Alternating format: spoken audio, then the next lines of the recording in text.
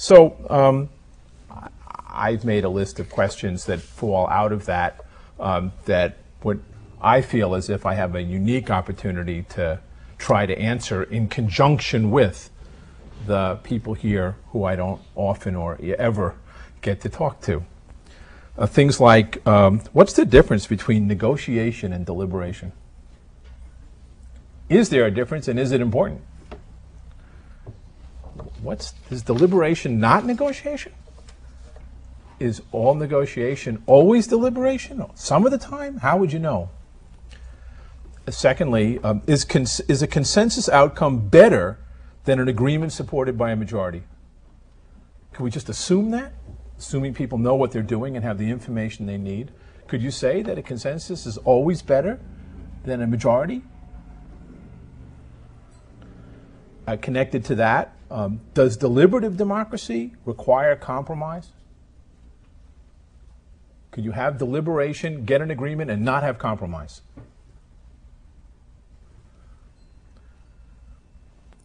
How can ad hoc representatives involved in deliberations or public dispute resolution efforts be held accountable to the constituencies they ostensibly represent? Ad hoc representatives, not general purpose representatives.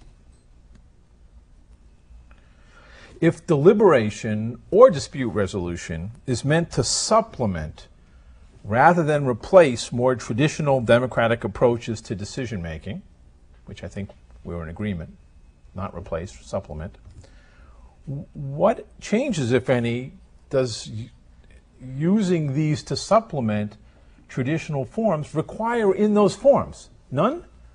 They just stay the same and we add this other stuff and it supplements.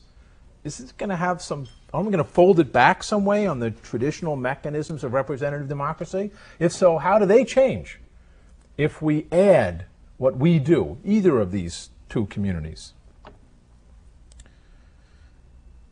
Do professional mediators add sufficient value to the process of deliberative democracy to justify the costs that are implied by having such an extra actor in the process? And if so, how will we know that?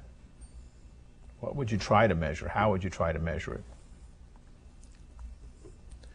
And do we have to redefine the role of elected and appointed leaders or experts to make room for deliberation and consensus building?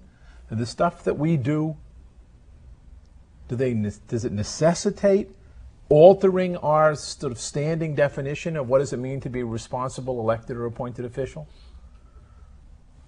Those are things that we think about all the time.